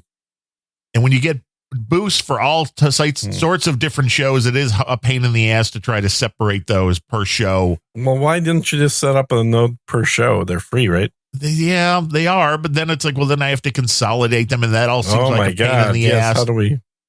Well, I always go the least work intensive. The least working for you. And then you wait until it becomes a pain in the ass, because for a long time it was like, okay, I'm getting like $6 a month, so why put any work into it? But then some real Satoshi money start coming in. So everybody boost right now. Boost it big. Come on. And you got to get those numbers I don't up. understand why the hell this thing would be going down. I mean, I don't get any messages. It looks like it's supposed to be running. They're still taking your $20 a month to have these. Oh, they're happily doing that. Yeah. And like I said, at this point, I think I'm only about $300 in the hole for the whole Satoshi thing. You're still in the wrong side of that. Yeah, unless I get like $20 worth a month, then I will be. But I've never gotten $20 a month. And the crypto needs to start going back up, man. It's been kind of stagnant lately. Yeah, it's 29 too. I'd like to bring that way, way, way up, and then cash in, and then get out, and then let it crash. I'm curious. It's running. All right, send some creative number like 123 or something, and see if it shows up here or not. Everybody want a boost? Do I have to boost? Do I have to do it myself? Sure. Well, you could do it too. Oh my God, 123 Satoshis. It's going to kill you. What are you going to do? I just want to see if it's working or not. It says it's working. It says it's receiving. It says it's receiving, but I don't know if I believe that. C. Brooklyn just boosted 33. Thank you, C. Brooklyn. All right, let's see what we get here. Huh? If we get anything. We are the Seinfeld of podcasts. It showed up. Well, at the boost apparently now we're the diagnostics podcast of. We're trying to help out the podcasting 2.0 folks. Make sure your nodes are working. We're getting Gene's Apple M2 system set up. It's going to be flying. Yeah. Gonna be flying. Let's see. Incoming. Yeah, a few seconds ago, I got it here in Albi. I got I just got 1650. Yeah, that's it. That's what I got. It's working, man. Okay. Your node's back up. It is working. Woo! It is up. So what the hell? I didn't do any. All I did was log in. I didn't click on any buttons to reset anything. I just literally logged in here. I believe that's weird. Yeah. Hey, if someone's got a channel that I should like connect to for better throughputability or whatever, let me know. Yeah, all I have is, that's the other thing is I think my channels probably aren't very good. That could be. CSB was sending his total of 8012. It looks like. Yeah, CSB. Send me your channel address. I'll just connect directly to you. How's that? That would be good because he showed success for me, success for Podcast Index, success for BoostBot, but Sir Gene, error. Yeah, I mean, I can literally just open up a channel directory to him. And I do not mind the Podcast Index getting 1%. Don't get me wrong, but they are not in our splits. How does that magically happen? Unless it was sent through the Podcast Index? How does the Podcast Wouldn't Index... it be the other way? Wouldn't it be the other way around? I know you can do that if you log into the Podcast Index, and then you can boost from... Oh, really? Yeah. But I just want to know, how does that 1%... Now, I know if you don't other than Dave, who knows, who's like really knows the index well? Because I need to talk to somebody, and I've asked Dave a couple times, and he's been busy, so I'm like, okay, whatever. The Alex Gates, I think, knows a lot. Alex Gates? Yeah. Okay, I'll reach out to Alex. CSB knows a decent amount, it would appear. Yeah. Yeah, but he doesn't want to talk. Well, he doesn't, because you're Russian bad. No, Gene, I am not sending again. No, you do not get my money. No. Just tell people go csb.lol now. It works. It all works out. See Brooklyn, nice for the boost. We appreciate that. For testing purposes only. Yeah, for testing purposes, that was now what we need is perfect. What we need is a boost of a 1 million Satoshi boost just to test the large boostability factor. Yes. Mm-hmm. So somebody can boost 1 million, that would be good. Yeah. What is that, like $12? $1 million today? No, $1 million's a decent amount. $1 million is about $300. $300? Yeah. Which isn't bad. Yeah. I mean, I would take it. I would take it and run. Do I need a Mac Mini? That's my question. I don't know. I don't know either. I mean, I feel like I do, but I feel like I'm getting a suntan from every direction here. I have monitors. I have 3 monitors to the left of me, 3 monitors in front of me, and a monitor to the right of me. I've only got 3 total. I need more. I just use these for tanning purposes, I guess. Well, if you turn them on the right wavelengths, you could probably do that. Yeah, I think you probably could. Yeah, because natively the LEDs put out ultraviolet, and then the ultraviolet actually excites the phosphor, and then that converts it to visible light. So, because like Ryan Bemrose, who was on Windows 8, I think still. I'm on Windows 10 still. I don't like 11. I don't like how ingrained you need a Microsoft account. And I know there are still ways around this stuff, but Microsoft is going in a direction that I'm not thrilled with. So I'm like, yeah, I'm still on 10 as well, because 11 is not really optimized for games. So I'm like, well, I mean, I don't play games. I do. Really 90% of what I do is the Adobe suite. It is recording audio, occasionally editing a little video, playing around in Photoshop. And I think the new Mac chip does really well with that, because Adobe optimizes everything for. Oh, yeah. Well, and games will be coming to the Mac very soon, because both Unreal and Unity have said that they are going to do native compiles using the M series of chips. And check for a new boost. CSB boosted another 3333. So maybe it's just coming from he says Kurwa Ma. Again, it's that Polish stuff. Kurwa Mak, which he doesn't have a lightning node. He says he just uses app from Fountain. So he doesn't even have a node. That's from Fountain. Okay. Yeah. That Fountain is flowing. So I can't remember who the developer of Fountain is, but I think I've talked to him before. Well, you've talked to like all of these folks when this was starting up. Yeah. I did a whole series of like 13, 14 interviews. Over on Sir Gene Speaks that nobody listens to. Maybe we should post some over here on Relenting, and that way people would listen to them. Well, if we're going to do that, it should be posted on Random thoughts. That's even better. That way I would have to do No, less on shows. the pre-show. The pre-show. What pre-show? The pre-show on No Agenda. Oh, the No Agenda pre-show, the rock and roll pre-show. The pre-show, yeah. You want to? I mean, here's the thing. You could run those segments on there. That'd be good. 2 hours before the show the other day when I started on Thursday, there was already like 115 people.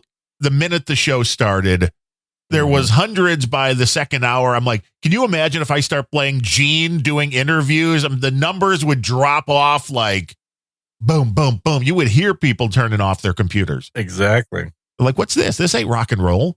No, it's well, Gene. and I mean, it's cool now that you've got it set up to actually send Satoshis to the copyright holders. That's very cool. It's if you can find them. It's not that hard to find them. I just sent it all over to Void, and then that's all that matters. Mm-hmm. Everything's taken care of in the Netherlands. That's where we are incorporated. Get that Mac. Oh, you are? Running. You're incorporated in the Netherlands? Yeah. It's a shadow company. And the paperwork doesn't hold up. Sounds very legitimate to me. I don't know, man. It's a totally legitimate business. Mm-hmm. Did you get the boost from CSB? Hang on, I'm doing. And you would have if you had your Mac up and running, because he likes the Apple stuff. Well, it's better. I mean, it may be. It may be. For the few things that I do, I mean, I can see for surfing the web, it is by far better. Oh, my Irish bread is out of stock. Oh, you're doing your grocery shopping as well. Mm-hmm. But you gotta. I mean, everybody send it a boost for Gene. He needs to buy some bread. Oh, they didn't give me my free sushi nigiri. Oh, what the hell? That's bullshit. How, it is such bullshit when the free item is the one that's out of stock. The free sushi. Because often I am pelted with free sushi. I don't understand. This is your local grocer? Yeah. And what do you get? What is this? What is the promotion to get free sushi? Buy a second sushi. Oh, so it's buy one, get one free. Well, not really. It's not even that good. It's like you buy a real sushi, like nigiri, and then you get one of their new sort of, I don't know what you even call them. It's like a sushi hot pocket. Well, see, one sushi does not sound good to me. Adding it to a hot pocket that is not selling it. It's made of rice, so it's like a rice hot pocket. But hey, everybody, and it's not really hot. It's more like a rice cold pocket. Sponsored by a sushi cold pocket. Yeah, cold pocket. Yeah, I wonder if the domain's available. Cold pocket. That sounds fun. It says, Mary Oscar, your app is getting error when sending sats to Darren O'Neill, get Albie, but fails when sending to hosted Lightning node of Gene. Any idea why? So yes, that's still failing from CSB trying to get to you. Yeah, that is interesting because I think that it's got to be the path then, because obviously I got the one that came in from this other guy. And he is reaching out to the guy that does the app. So we'll find out what that error is all about. Yeah, I mean, I can tell you, and I'm sure if I had more channels running, it'd be better. I also believe that maybe Fountain has canceled you. That could be. Yeah, like maybe I've been canceled by Fountain. Yeah, you may be shadow banned on Fountain.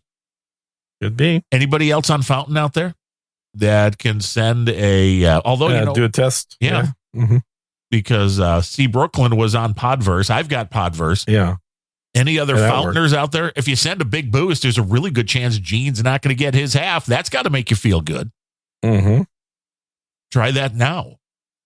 You got to boost it. I mean, it doesn't have to be live during the show. You could try this. Well, you could try it too, buddy. I don't have Fountain. Oh, you don't use Fountain? No, I only use Podverse. Well, you could try that one too. See if that works. Well, it did. That's where C. Brooklyn came in. Uh-huh. And his came through to you. Well, let's see if it works from Chicago too. See if it's like, we want you send in. Let's see here. Unrelenting. I understand the risks. I mean, that's always the best thing when people are sending a boost. I understand the risk. I like to go into the app and change that to 0 because I'm a dick. Mm-hmm. Let's see. Do I need to have an optional message? Let's see. and then I will send in some Satoshis, and then boom. Yeah, this is definitely turned into Diagnostics Hour. Welcome. While you're doing that, let me think. See what else is going on, if anything, in the world. Well, Sinead O'Connor died. Well, yeah, we started off with that. I know. We never really got further into it beyond Sinead O'Connor died. Well, she died. I mean, what else is there to say? I think she's a pretty good singer. I sent you a Danny Boy clip, a link to Danny Boy that she did a cappella. And I'm trying to send. And it's not easy staying in tune when singing a cappella. In fact, most pop stars can't do it. And this thing seems to be crapping out on part of this. Interesting. That could be the problem. It was the small part of it. It's kind of like it's the 133 sats going to something. Although I didn't see the boost bot get anything here. It just keeps on sitting there and it's running and it's. You sure you didn't just replace the link for the address to just Darren O'Neill and no podcast index and no Gene? No. I mean, I went into Podverse and I pulled up Unrelenting. There we go. Now the boost bot got it. You should see if you get your part. Let me see if it came in here or not. With a great message attached to it. I don't get messages. Oh yeah, 1649. See, Russian apologist. So I'll do the accounting. I'll take that off your cut for. Take that off. That's what, like 13 cents, something like that. At least, yes. I mean, we got to be clear. We don't want the IRS to be questioning us. Well, then you should send me my cuts, which I haven't seen since last year. Yes, I will. You saw some since last year, but I need your social security number so I can send you a tax form. Yes, do that. I mean, I have Bemrose's social security number. It's a business, man. If you want to get paid over $600 a year, baby. You mean there's that much you've been withholding? Holy shit! Probably not. Not from this show. Although, with Dale, that may be. Would you say you got 1,500 sats? Yeah, that's something like that. 1,500 is 44 cents. So you're welcome, Gene. Ooh, use that to get yourself some free sushi. There you go. It's my free sushi. Yeah. I mean, okay. So you're in the hipster area. Does Austin? Do the grocery stores allow you to pay with Lightning? I mean, is this? I mean, come on, aren't they on board? They don't do Lightning, but a lot of them do Bitcoin. Well, which is almost the same. It's a subset of it. I guess you would have to convert the Lightning to the Bitcoin. It's a different transport is the biggest thing because the Lightning network is the network that sends Bitcoin, and that's what all of us are using for this stuff, but they're not using the Lightning network to send Bitcoin. They're using something else like Stripe. The Reverend Dr. Pfeiffer just boosted 3333 via Curiocaster. And he says, oh shit, it's working now. So Gene got the money. That's backfired on you right there. Well, I don't know if I got the money. I may not have. Hold on. 1650. I did get the money. Thank you, Reverend. Yeah, so CSB is the only one now. I wonder if there's a block on Poland that's out there. Oh, that's interesting as well. Although this also was not from the Fountain app. So it could just be a Fountain. Again, you may be shadow banned on Fountain. I wouldn't put it past them. Shadow banned on Fountain. There's a good show title too. Along with Not on the Internet. Jesus. I wonder if there's a way to just like see if you can reach a node without sending money. No, that's the beauty of it. I don't know if you can. Well, my node is sitting in AWS, so it should totally be reachable for everybody. Now, it's depending on, I know there were issues with how much liquidity you have with, if the boosts were bigger, that would be the problem. It may not, because for a while Bemrose could only get like really small boosts, but if you tried to send anything of substance, it errored out because it didn't have the backing or whatever. I know you got to like put money in to be able to flow money through on the channels. I have no idea how that works though. Yeah, I know you don't. So I can receive right now just a little over 1 million sats. Allegedly. That's what my channel's open for. Open that channel up. Open it wide. So I can send 1 million or receive 1 million. That's what the limit is right now. As long as we are in this portion of the show, I do want to thank so who Kevin. wants to send me 1.5 million to test that? I mean, I could, but then that wouldn't. I would want it back. Kevin Seifert came in with $5 via PayPal. That's the only PayPal so far this week. Mm-hmm. Good. No, it's not good. People should not be donating. I think you're doing value for value wrong. It's not a value for value thing. I'm just a realist, and I know the world we live in, and people have better use for their money than sending it to podcasters. Not Comic Strip Blogger. He sent in 8015 before Comic the Strip show. Blogger doesn't donate. Comic Strip Blogger is buying advertising. He is? Yeah, I that's thought why you mentioned his website. Yeah, but he's also listening, so he's an interactive Well, that's part of the unfortunate show. for him, but but he, unlike everybody else who's just sending money, he's actually promoting his channel, which is fine. I don't have a problem with that. I think that if it works for him and he continues to do it, more power to him. Yeah, he wants you to see his doodles. His doodles are pretty good. I mean, I will say, as an unsolicited, unpaid for. Well, yeah, because you didn't get your cut. So, I mean, this is because I didn't get my unsolicited cut. for you. Exactly. And no, I look through there pretty regularly because he does have some. Now, he also has some pretty crappy ones, but he does have some really funny ones. And I think his, I think he's using more AI techniques there as well. But Well, that helps you pump out more material. yeah, which is great. I think nothing wrong with it at all. I think this is like AI and Max are clearly, they're both areas that we agree on. I may get rid of this Windows machine. That's what I maybe need to do. But Yeah, you can do find the doodles. Let's just do it. Let's do it for the next podcast. I'll move my rig to the Mac, and then you get rid of the Windows box, and we'll be running Mac only. You're going to send me a brand new M2 Mac Mini or Mac Well, Studio? I offered to do that like 6 months ago. You didn't want to do it. So no, it's like, send it, baby. Send it. no, that's not what you said. So no. I thought so. www.csb.lol. Go there now. Mm-hmm. See, there you go. There's a paid promotion right there. That makes me a professional radio DJ. Yeah. That's what you dreamed of growing up to be when you were a little tiny 6 foot tall baby in Chicagoland. Yeah, and then I found out what DJs get paid. Uh-huh. And it was You're really... like, I want to be Johnny Fever. Well, see, Johnny Fever, and I remember watching that Mm-hmm. as a kid, but mainly I wanted to be Jonathan Brandmeier, who, while played a little bit of music, it was the combination of the bits. I mean, it was funny stuff. A lot of things you can't get away with now when it comes to, I mean, it was the morning radio, but it was not a morning zoo. Mm-hmm. It was just humor. You know, they would do funny things like the shove it line was always great. You'd have people call in and then tell their bosses why they wanted to quit. It's like, of course, that might now actually get you to be fired because you can't tell your boss off. Then people be triggered. But he did a bit that I still think was the funniest thing I have ever heard when it comes to any kind of comedy.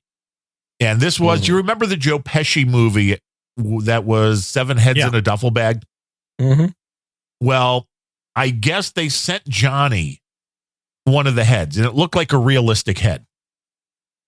So he put it in a duffel bag, or maybe it was in the duffel bag it came with. I don't remember, but he goes out on the street with a cell phone, and he's sitting in the back of a cab while he's got the radio station on the phone, and he's doing the mafioso thing like, nope, no, it's done. No, it's done. And he's like, you know what? He's like, sir, to the cabbie. And he opens up the bag and he's like, tell them what you see in here.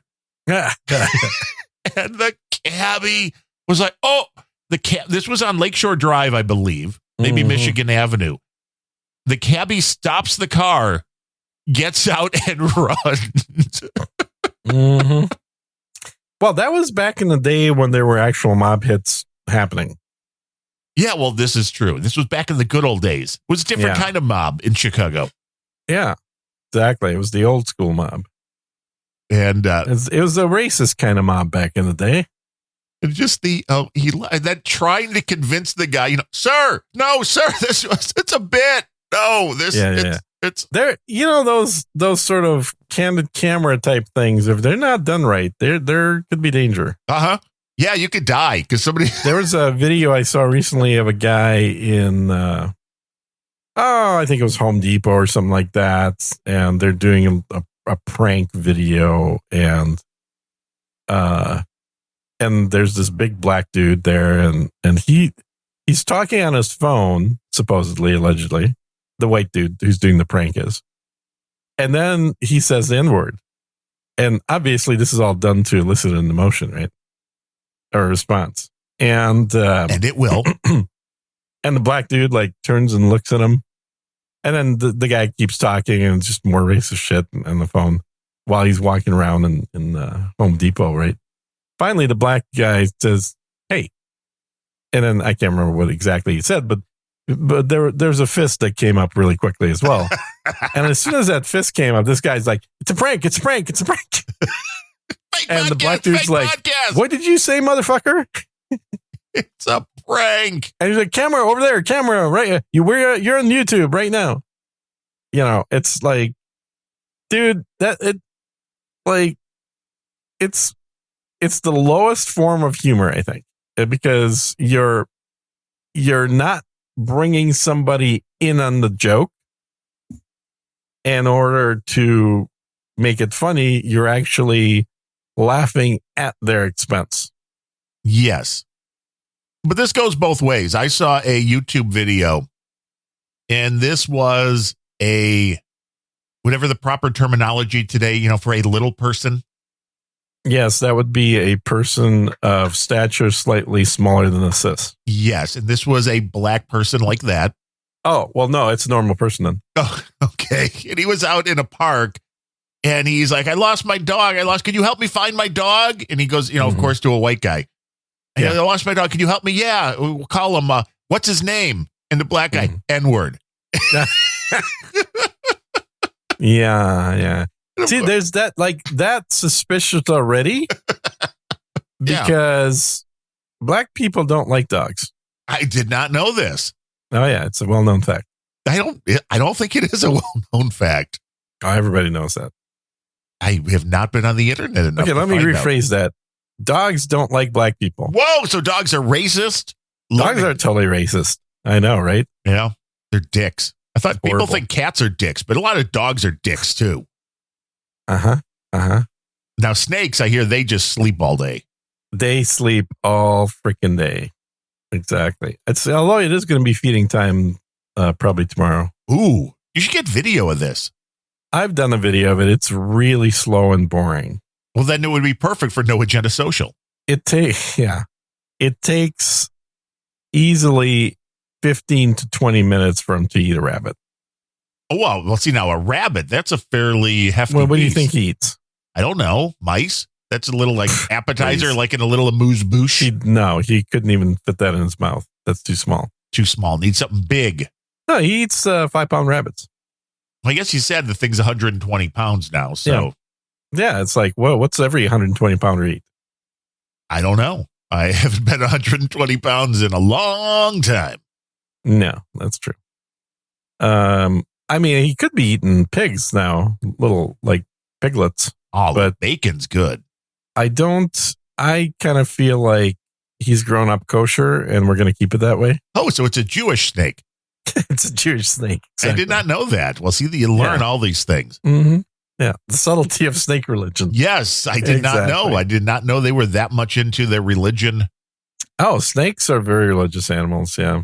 I mean, I know you can do that in religion, the snake charmers and that. That is such bullshit. And CSB liked us talking about his stuff, so he says, "Thank you so much, Kurwama." And he keeps wanting me to say the Polish thing.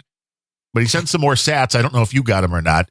Probably not, because I think you've been Probably not, because shadow clearly his on sats Fountain. are not meant to be coming here. No, it could be a blockade. Well, I mean, Nope. if they have to move didn't get into, I mean, Yeah. is your wallet in Moscow or in Ukraine? My wallet is in Amazon in Dallas. Oh, well, see, that's even more communist than Moscow. You got to be careful. Uh-huh. You got to be careful where your wallet is. This is the concept with all things are, free when it comes to this lightning stuff. There's still issues. Uh-huh. Relying on anything that is still in the beta phase is not the greatest thing. Although people will tell you you're doing the same thing when you deal with PayPal or Patreon, because they can go, yeah, we heard your show and we don't really want to do business with you anymore. Right. So, I mean, there's no good way. But even though Gene says Cash. don't support the Send show, your cash. you can still send us cash. Just go to Don't send unrelenting.show. your blankets or water. Yeah, we do take cash in $100 increments, especially directly to the PO. Quit lying to people. We'll take 20s. And but if they do come into the PO box here in Illinois, Gene will never hear about them. So there's that part. Probably not. I'll be like, Yeah. oh yeah, no, didn't get nothing here, Gene. That guy didn't send me $20,000 in cash and said share with Gene. Mm-hmm. Like, nope, do not know that. Exactly. Nope. Yeah, I'm starting to rethink my whole idea of like you producing the show and taking care of everything and me just coming on. Oh, you want to do more work? I'm kind of starting to think like that was a bad play. I mean, the best thing to do is Because I realize you're not actually doing any work because you never edit the goddamn show. All you do is hit start and stop. well, I sweeten it. I run you through a beautiful filter. Yeah, I'm not sure that's helping me because I sound better on my own show. I don't think that's well. Then you're not sending the boosted or edited. I'm not or, sending anything. You're pulling the live stream. no, dude. But I could do a recording here and then your sweeten it EQ. and then send it to you. your EQ, baby. Because I mean, I've got my EQ here. Yeah, except the EQ you got for me ain't the EQ I got for me, and mine sounds better. Well, yeah, but if you send it EQ'd, it would come through EQ'd. Because if I turn off the EQ, then all of a sudden I start sounding like this or like this. Yeah, now that makes me sound way better. Let's do that. Yeah, how you doing, Gene? Welcome to the I'm show. doing great. How are you? You seem to have lost about a foot of height. Hey, welcome to Unrelenting. How you doing, everybody? What do you prefer your people be called these days? The leprechauns. I mean, that's the we have a pot of gold at the end of the rainbow. Nothing Yes. to worry about. And how did you manage to steal that pot of gold? That's what people would like to know. Oh, well, it's very easy because people are very gullible and they will just give you anything if you ask. Wow. And have you gotten high tech in the current age with accepting Satoshis as a leprechaun? Oh yeah, we go through Satoshis and then we call people and we tell them their computer has a virus and they need to send us all of their money quickly for us to be able to fix that. But see, now, do you outsource that to India by chance? Well, of course. I mean, why would I want to do the work myself? Because I'm pretty sure I may have talked to one of your people. This is what a Shure SM7B sounds like without any kind of processing. Like, this is a great ad right there for Shure. This is the sound of an SM7B. Any of these microphones, any of the better dynamic microphones, it is all about the EQing. Yeah. And yes, CSB sends another 3333. See, once he knows you're not getting the money, you're right. Now the floodgates open up. Yeah. Uh-huh. So if this must be Fountain. I mean, hopefully somebody besides CSB with Fountain at some point can test this and let you know if. Yeah, because I'm curious if it's a location thing or if it's just Fountain just has me banned. It could be. They're like, whoa, Gene. Yeah. I should just set up an account on that same cheesy free system you're using. Get Alby works, and you can attach that to a live thing as well, so they kind of can flow right through. But that way, so if I set that up, and then you can tweak this for this show, and then I'll leave everything else on my end the same for all my other shows. Then we'll see if there's money coming into the Alby. Right. I mean, this is how the much you've beautiful been thing scamming me out of for all these years. When it comes to any funding for podcasts that have multiple hosts, the real pain in the ass is how to do donations, because they then need to be split up. And people just think it's an easy thing. But no, I mean, when I was doing this, a couple of years ago, Grumpy Old Ben's had a pretty good year. And the guy that does my taxes is like, well, you need to generate a tax form for Ryan Bemrose, because otherwise you show this as income. And if you don't show this as being paid out, then I'm paying all the taxes on it. So nobody that I know of has a system that will automatically, like the lightning split. I don't think anybody, and granted, I know there are other kind of problems with the PayPal and the Patreon, but there's no service that's like, well, you have a podcast with 3 people here, take money through us, and we just send a third to everybody. That doesn't exist that I know of. Well, it sounds like a good business opportunity. It would be very helpful if that, I don't know of course you're dealing with some major legalities because you're taking the money, you're processing the money, but it would really be helpful if PayPal would do something like that. I think this is a viable business. We could maybe stick it up online, call it like laundry.ai or something. Something to launder that money. But, even PayPal, who does this already, where we, take payments through them. You have a PayPal account. I have a PayPal account. Why is there not something set up that says, hey, if this donation comes in. Yeah, just split it into 2 different PayPal accounts. Yes. I think all kidding aside, that sounds like a good recommendation for somebody like a PayPal that already has the infrastructure. Yeah. And it would be awesome because just let you create like a virtual address that does nothing but splits it amongst real accounts. Yes. And then there's no issues with, like you said, tax forms because they do those already.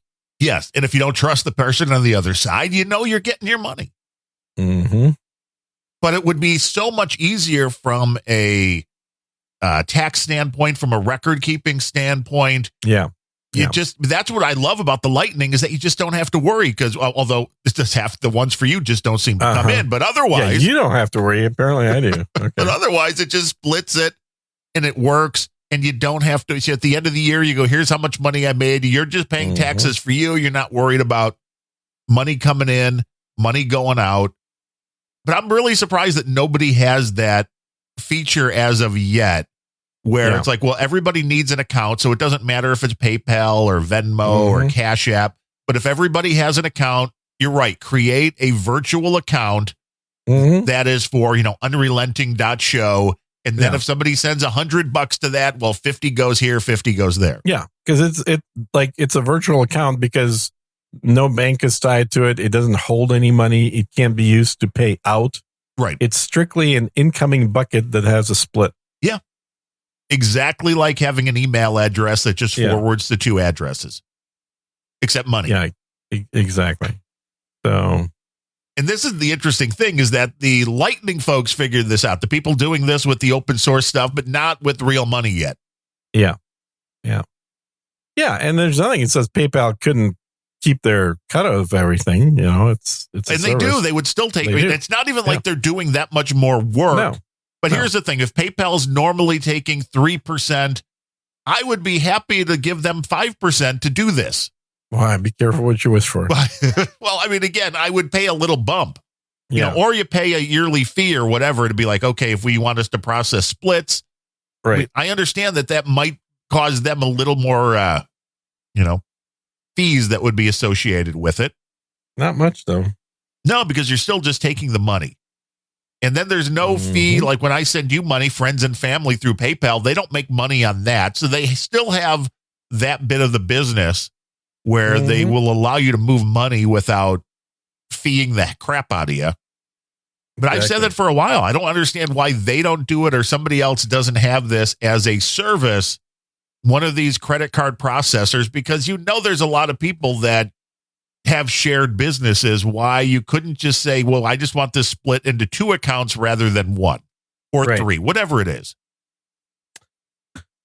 Yeah. And honestly, like for businesses that deal with real money, not 47 cents, you can totally do that with your bank. You can have an incoming bank account and then have the bank automatically split anything that comes into that account into other accounts. So we just don't make enough to justify something like this. But if we were making enough, then we could certainly just do it. We'd have to basically both have an account in the same bank or several accounts in the same bank to do this. Yes, then everything that comes in just gets routed. Yeah. Mm-hmm. The more you learn here on the Unrelenting Show, sometimes it's information you don't need. Sometimes you're like, wow, that was interesting. Those are the times you should boost. Rarely. No, that's Rare Encounter. That's a different show. Oh, okay. You should just listen to Random Thoughts, though. I think I did one during this episode, but I don't think there was one last week. No. Yeah, you did do this one. Yeah. There was one. I've been doing the last couple I've done on Friday, so I'm kind of due for another one this afternoon.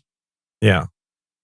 And I just need a better schedule. I like the idea of recording them all in one day. We need to maybe convert like Monday to be like. I told you this. I told you this a long time ago. It's like, hey, wow.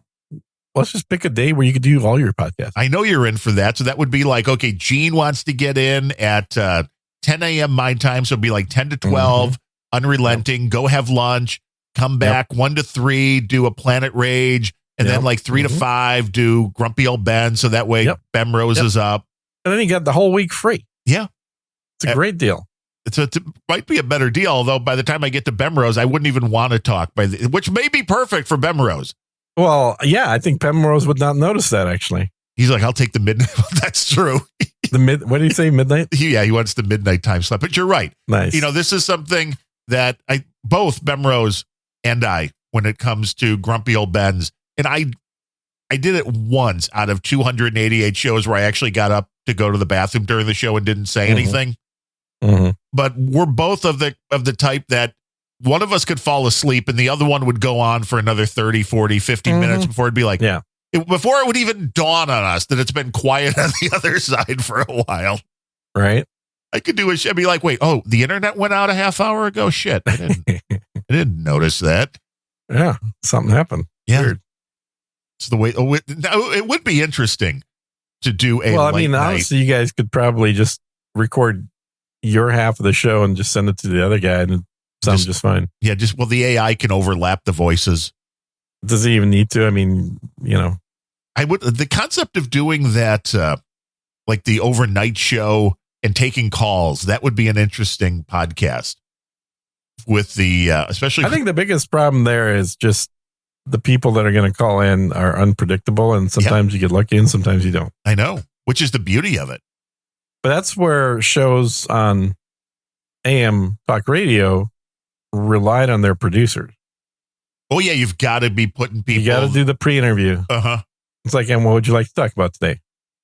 I think you suck. I think the moon is fake. Okay, sir. It's not a topic we're going to discuss today, but thanks for calling and keep listening. Why not? It's a great topic. Mm-hmm. It is. You never know. That's the unpredictableness.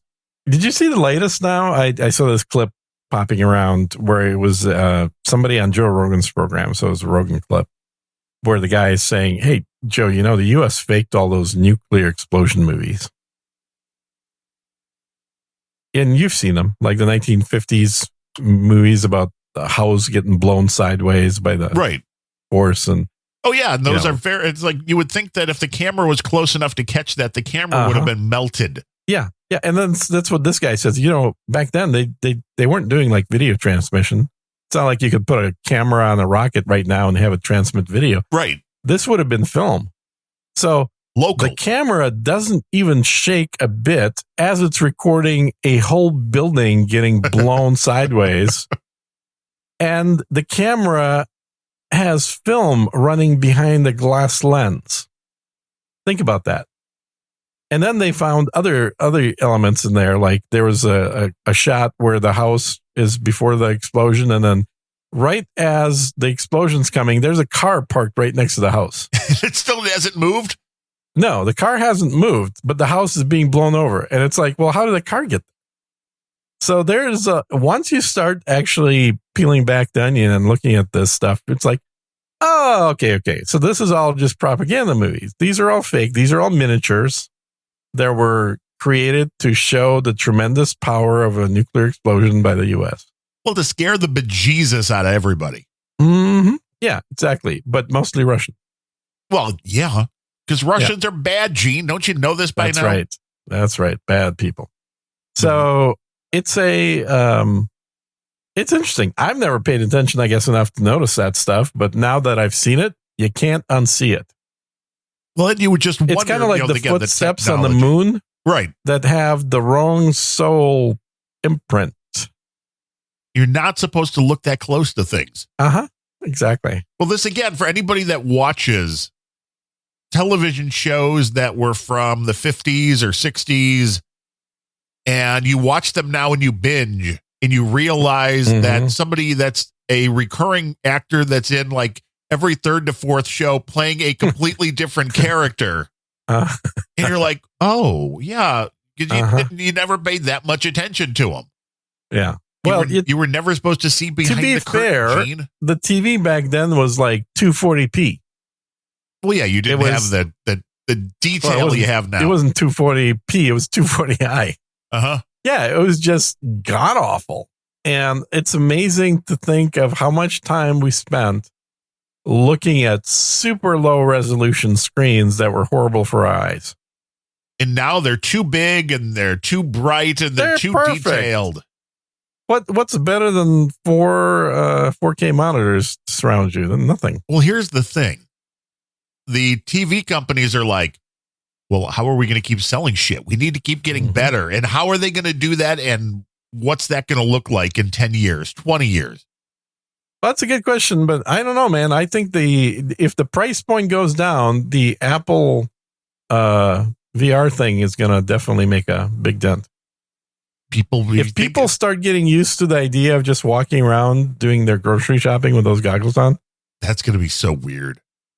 Yeah, because you'll have, porn playing next to you and you don't even know it. Well, see, that's fine, but it's the people that are like using the enhanced reality. Yeah.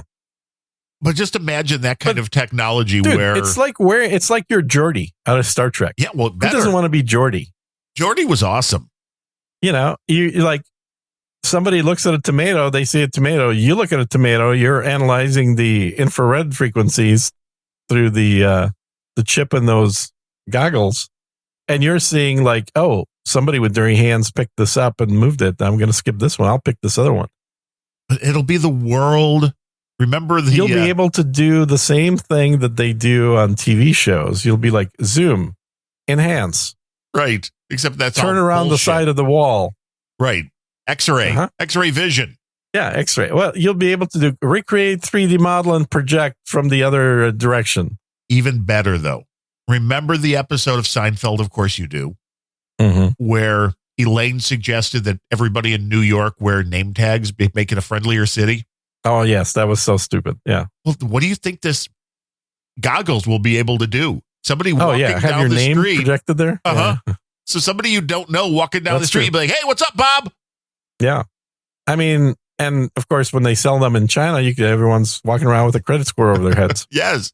Well, then So that who way, to talk to. Who to talk to and who to ignore. The women will pay a little bit more to have the guys who are available or at least rich pop up, and they'll be like, oh, you're somebody I would like to get to know because your wallet is big enough.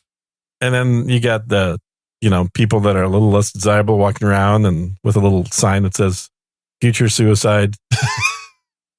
Wait, will there be a percentage above their head? Like 90% possible suicide by next week. Yeah. Now, funny enough, Hillary Clinton's headset shows the same thing. Well, that's everybody around her.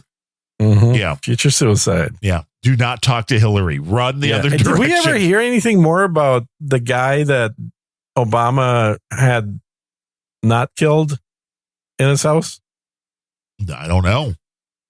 That kind of came and went. It's like, oh no, somebody found dead in Obama's lake. Nothing to see here. I guess nothing to see here. Exactly. Fake podcast, comedy podcast. Nothing to see here. Yeah. That's it.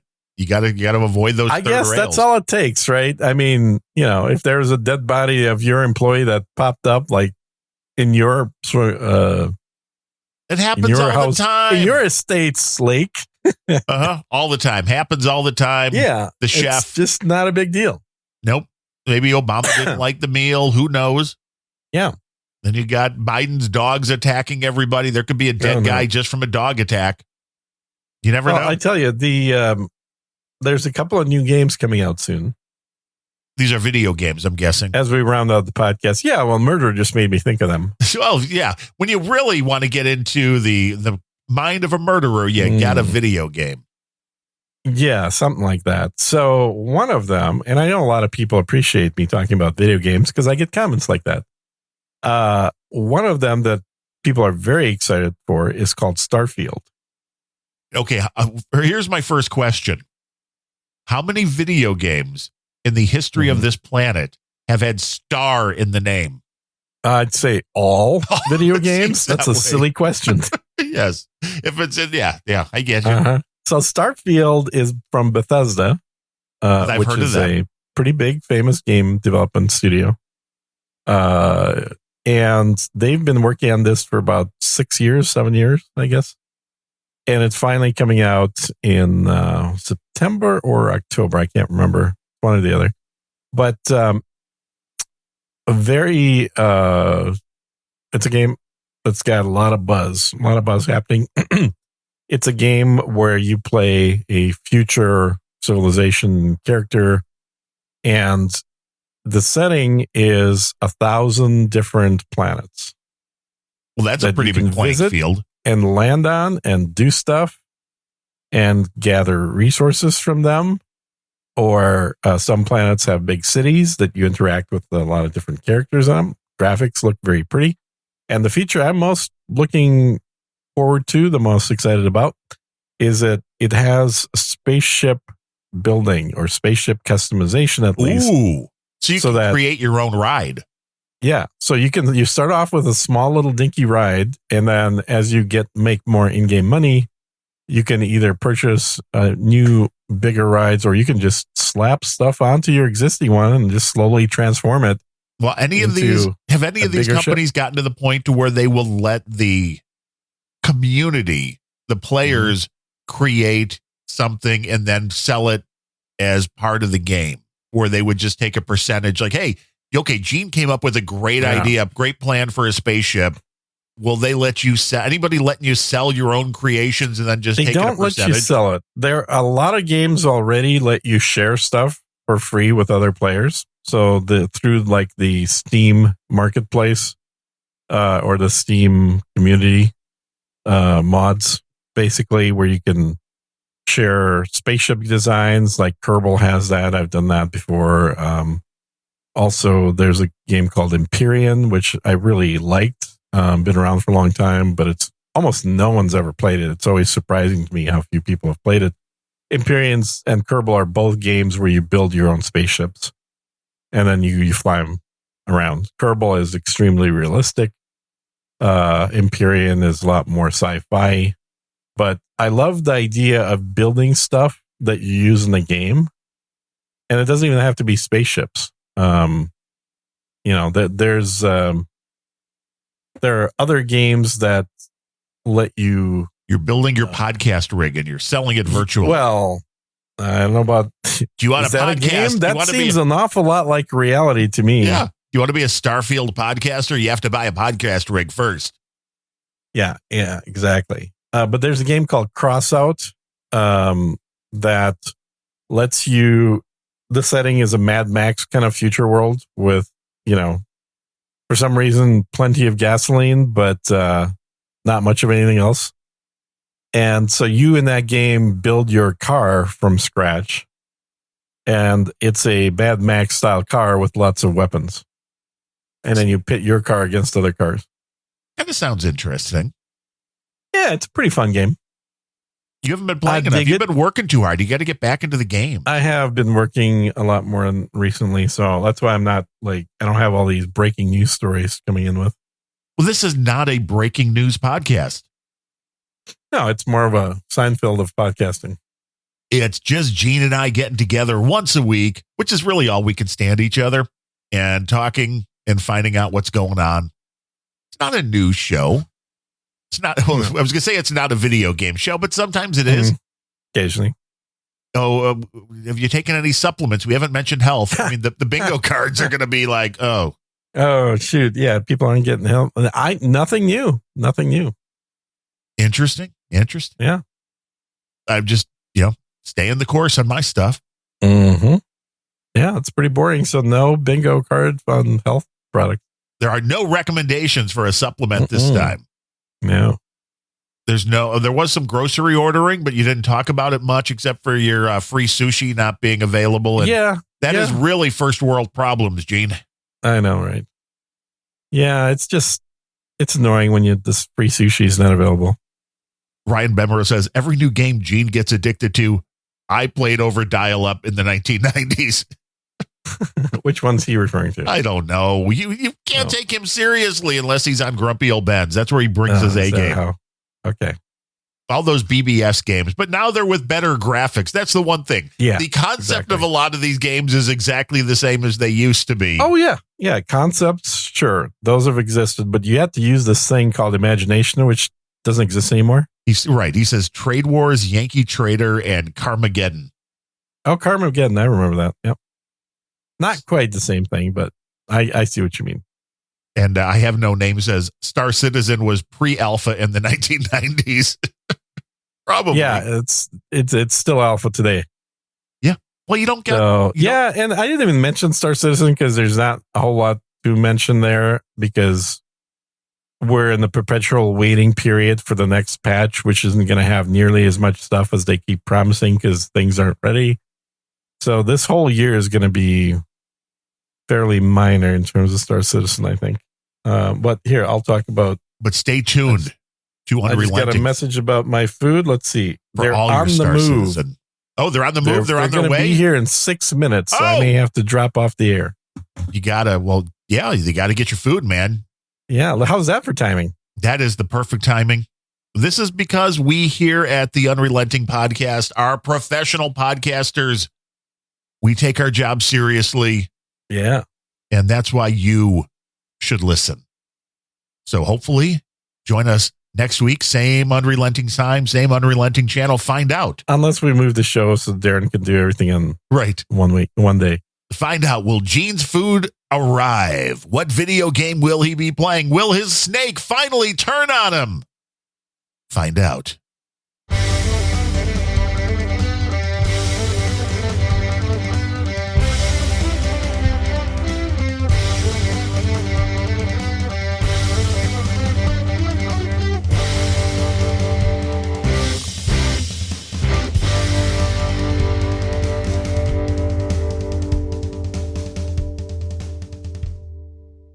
Often I'm pelted with free sushi.